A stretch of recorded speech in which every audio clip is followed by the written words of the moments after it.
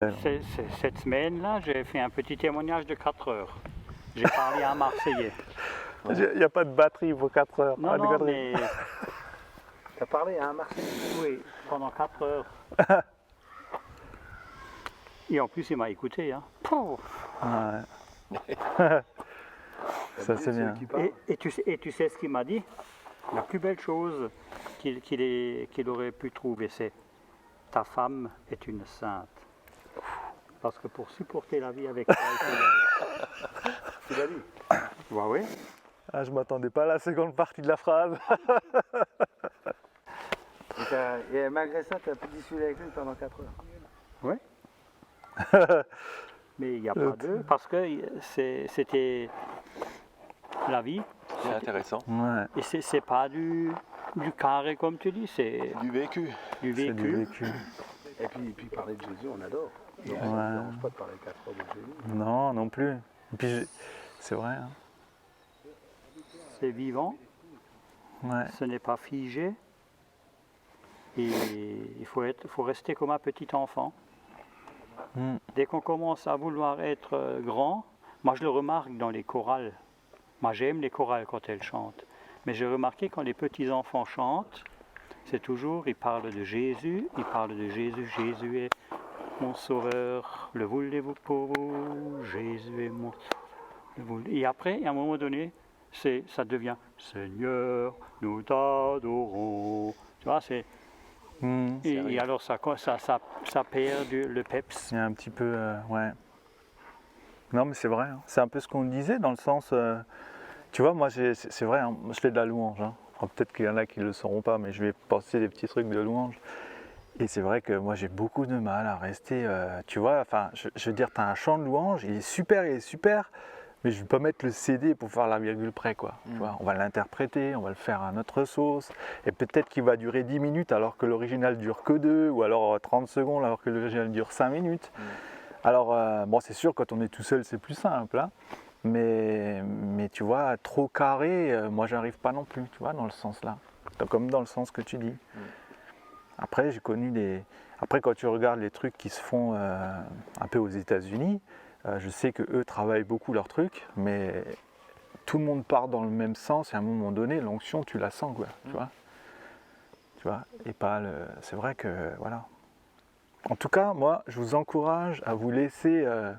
Pour tous ceux, on parle de louange, là, pour ceux qui font la louange, je vous encourage bien sûr à vous perfectionner, mais pas vous perfectionner pour être carré, vous perfectionner pour connaître votre instrument, pour vous laisser, pour vous libérer dans la musique, quoi. Pas pour vous stresser à savoir quel temps, quel machin, bien que c'est important aussi, mais une fois que vous connaissez ça, vous pouvez l'oublier et utiliser ça pour rentrer dans quelque chose. Se laisser guider. Voilà, vraiment se laisser guider, quoi. Tu vas pas faire 15 chants pendant 1 heure alors que tu peux en faire 2 pendant une demi-heure, que tout le monde va fermer les yeux et va ressentir quelque chose. Tu vois. C'est vraiment ça la différence en fait. Et c'est vrai que c'est une des raisons pour lesquelles moi j'ai du mal à apprendre plus la musique parce que j'ai l'impression que je vais perdre ça. Tu vois. Ouais, Après c'est peut-être faux, hein, mais quoi. j'ai l'impression que je vais perdre cette simplicité. Tu vois. Voilà, en tout cas merci Jean-Pierre. Écoute, j'ai une toute petite histoire à raconter. En ce qui concerne mon travail, je travaille dans la maintenance.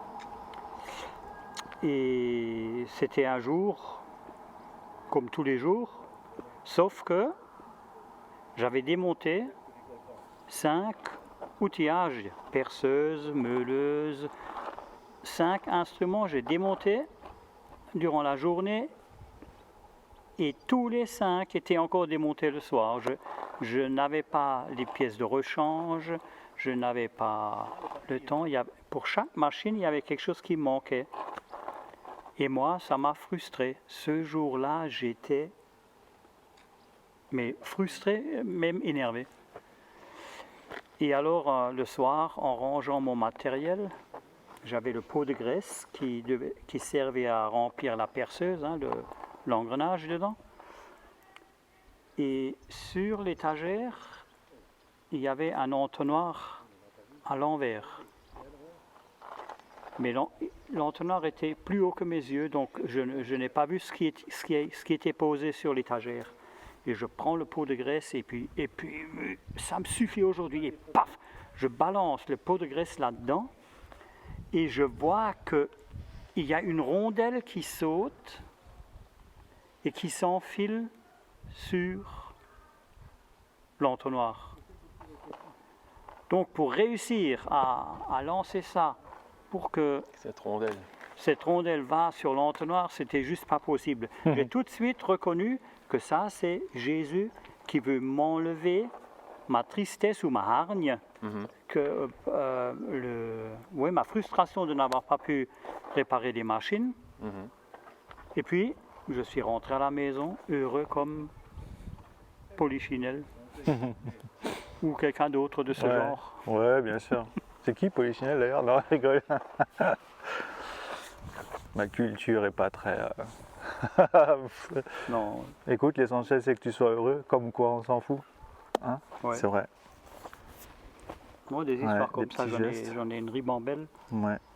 Je raconterai encore d'autres, mais celle-là, va- c'est vraiment celle qui m'a impressionné. On va en garder quelques-unes, hein, ça c'est clair. Il y a quelques vidéos à faire encore. Mhm.